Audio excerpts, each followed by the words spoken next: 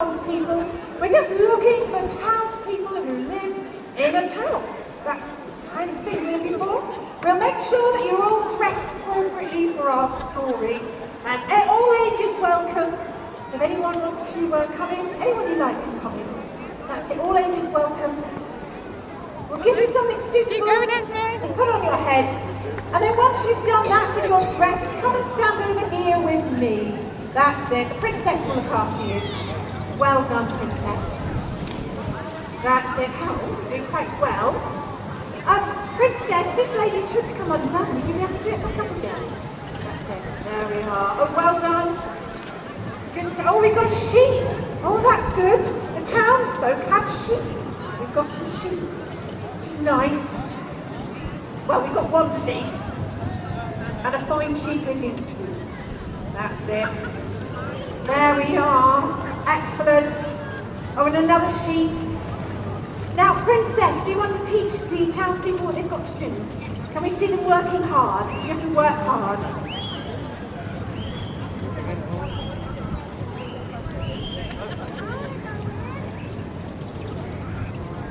And maybe some sweeping. I think everyone has to sweep.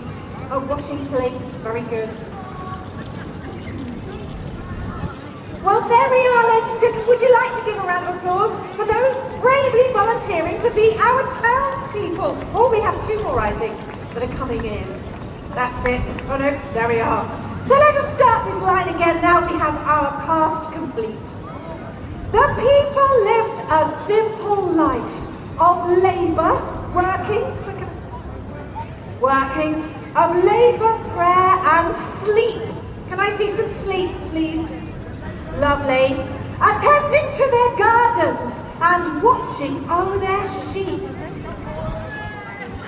That's it, we've got two sheep here. The town was circled by a wall to keep out any foes. Outside the walls, there was a lake where sweet fresh water flows.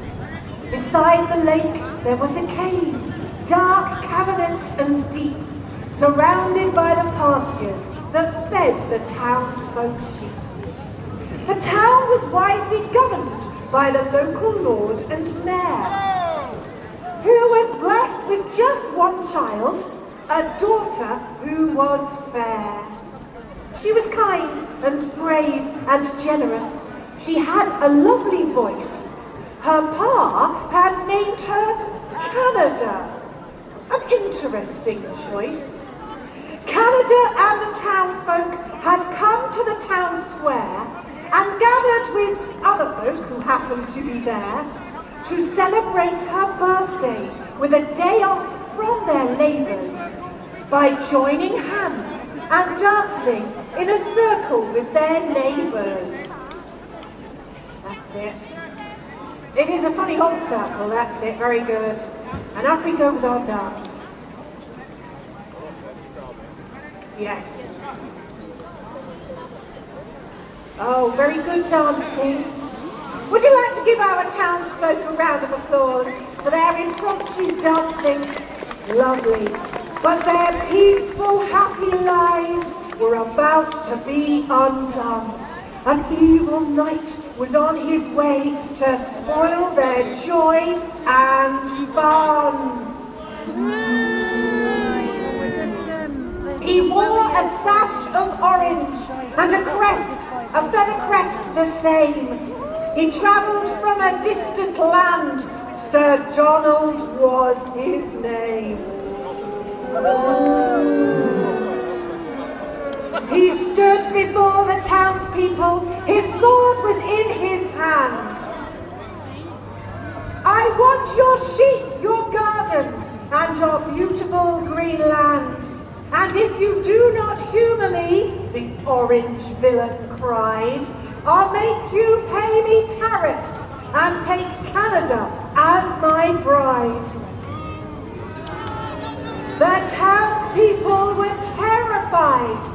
Back to their homes they fled. Everyone was overcome with a sense of fear and dread.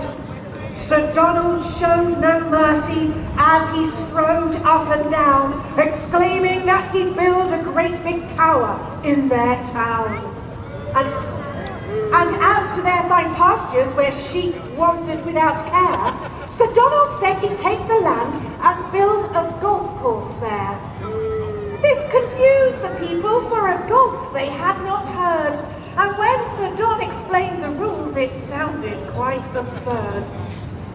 Just as it seemed, the mayor would have to give the knight his way. Another knight appeared. I know, 2 knights here in one day. This knight was clad in steel, a red cross upon his chest. The townspeople knew instinctively that this knight was the best. He said his name was George, and he would help the people fully. For if one thing really got his goat, then that thing was a bully. Woo! George drew his sword, the people cheered. Sir Donald looked askance. I've never been beat, he boldly cried. I'm the best. Let's dance.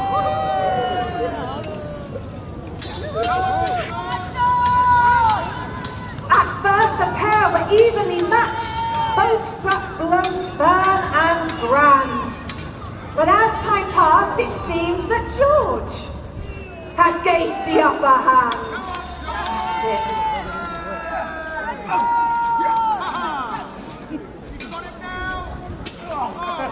But just as it looked as if the Orange Knight would be defeated, Sir Donald played a trick on George. In other words, he cheated.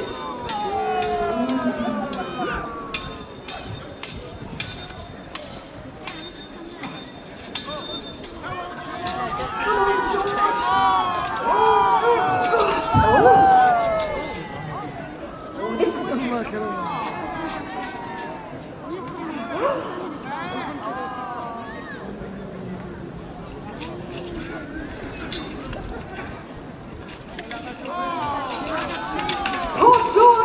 without a sword.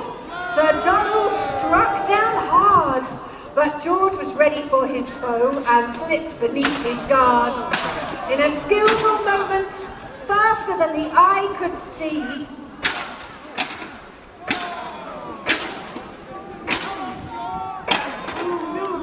George.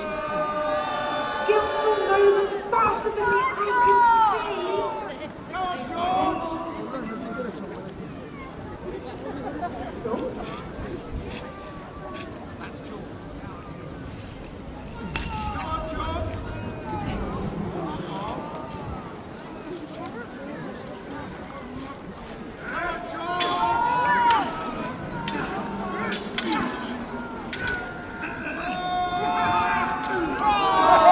George took Sir Donald's weapons and disarmed him utterly. Sir Donald begged for mercy. What should our brave George do? What should he do? What should he do?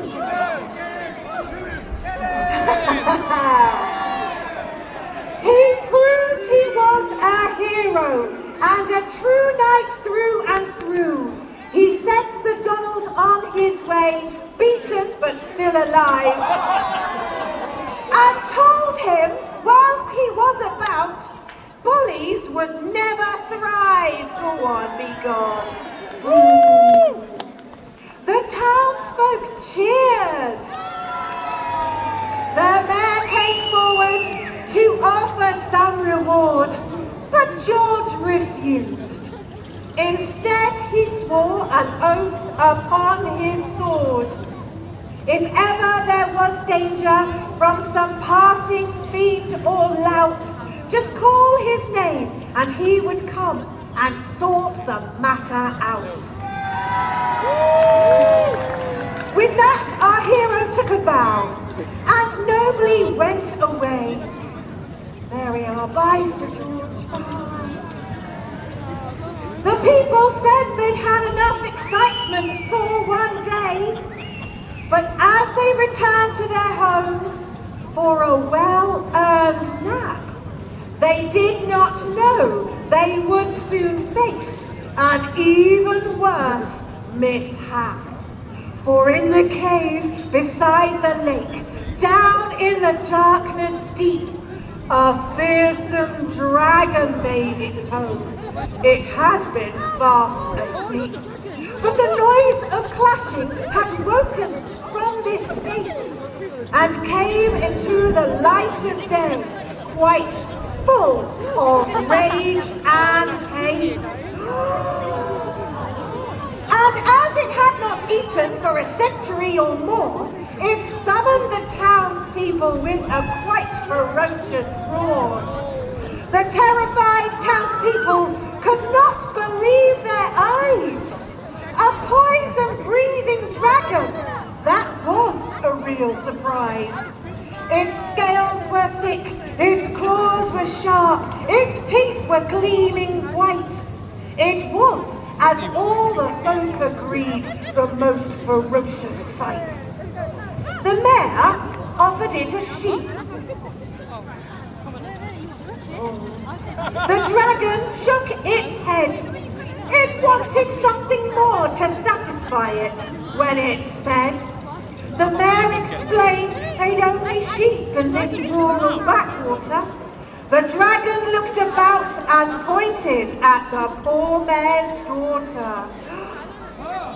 The people knew if they did not give it something to eat, the dragon would destroy them with its breath of fiery heat. The mayor explained his daughter could not face this great ordeal. There were others in the town who'd make a more substantial meal.